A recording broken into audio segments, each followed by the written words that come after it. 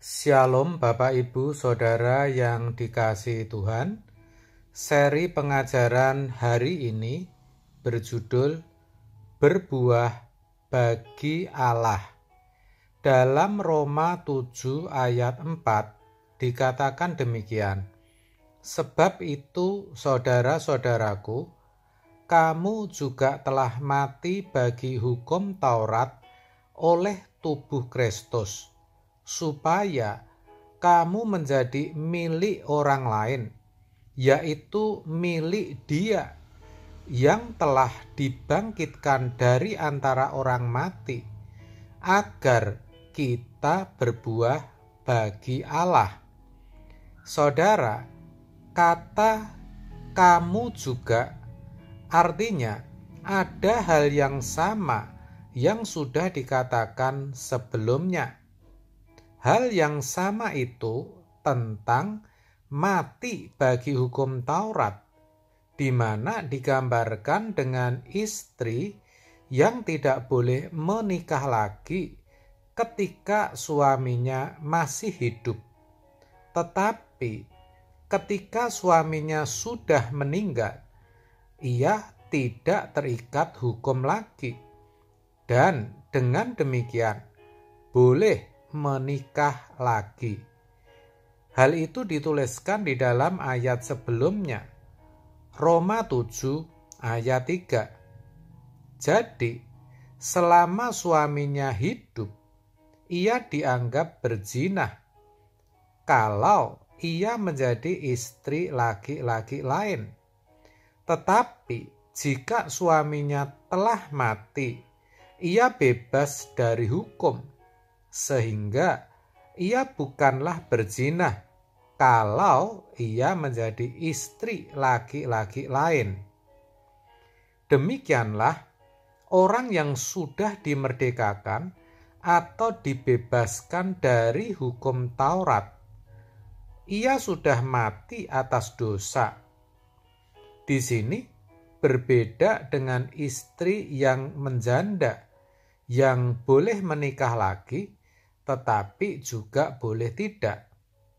Orang yang sudah dibebaskan dari hukum Taurat, ia justru harus menjadi milik orang lain, yaitu milik Kristus. Itu bukan lagi pilihan, tetapi suatu keharusan. Ia harus menjadikan Kristus mempelai laki-lakinya, supaya ia menjadi satu dengan Dia dan berbuah bagi Allah. Dengan demikian, orang yang telah mati bagi hukum Taurat tidak boleh berbuat dosa lagi, dan memang seharusnya tidak bisa, saudara. Itulah bukti bahwa ia menjadi milik Kristus, sehingga bisa berbuah bagi Allah. Hal senada dikatakan dalam Yohanes 15 ayat 3-4. Kamu memang sudah bersih karena firman yang telah kukatakan kepadamu. Tinggallah di dalam aku, dan aku di dalam kamu.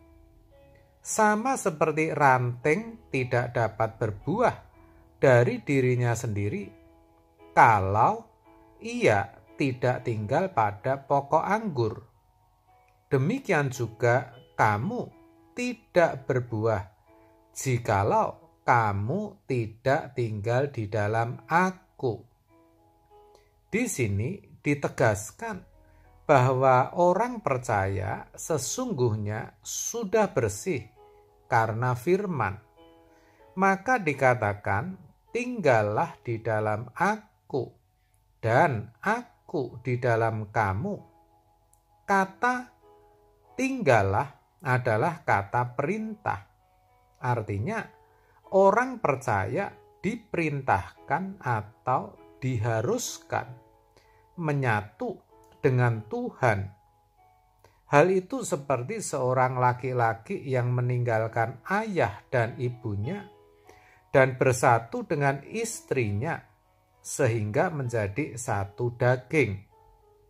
Orang percaya juga harus menyatu dengan Kristus, menyatu dengan firman-Nya, menyatu dalam persekutuan yang kudus, melalui hubungan pribadi dengan Dia. Barulah bisa berbuah bagi Allah. Berbuah bagi Allah berarti hidupnya bisa menyatakan kasih dan kehadiran Allah dimanapun berada. Melalui hidupnya, orang bisa melihat Kristus, mengenal serta menerima Dia, sampai akhirnya bisa dikembalikan ke rancangan Allah semula. Ini seharusnya dialami setiap orang percaya. Tetapi sayang, banyak orang menjadi Kristen tetapi tidak menyatu dengan Kristus. Sebaliknya, masih menyatu dengan dosa. Orang seperti ini tentu tidak bisa berbuah bagi Allah. Maka tidak heran kalau kita melihat ada orang Kristen yang pindah agama karena alasan pekerjaan atau jodoh. Itu karena sebenarnya orang itu belum menyatu dengan Kristus, masih menjadi hamba dosa, dan belum mengabdi kepada kebenaran. Jadi, agar berbuah bagi Tuhan, kita harus berjuang sungguh-sungguh. Pengetahuan kita akan firman harus bertambah terus, sehingga semakin hari kita semakin mengenal Allah kita. Jam-jam doa kita juga harus semakin ditingkatkan. Begitu juga dengan kualitas doa kita.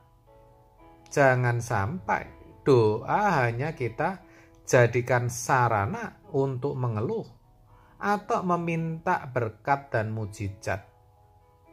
Doa harus benar-benar menjadi suatu relationship atau hubungan dua arah yang menjadikan kita dan Tuhan menjadi semakin intim, bisa saling menikmati. Kita bisa menikmati Tuhan, Tuhan juga bisa menikmati kita. Kalau itu bisa kita wujudkan, percayalah saudara, kita akan bisa berbuah bagi Allah. Amin. Tuhan Yesus memberkati.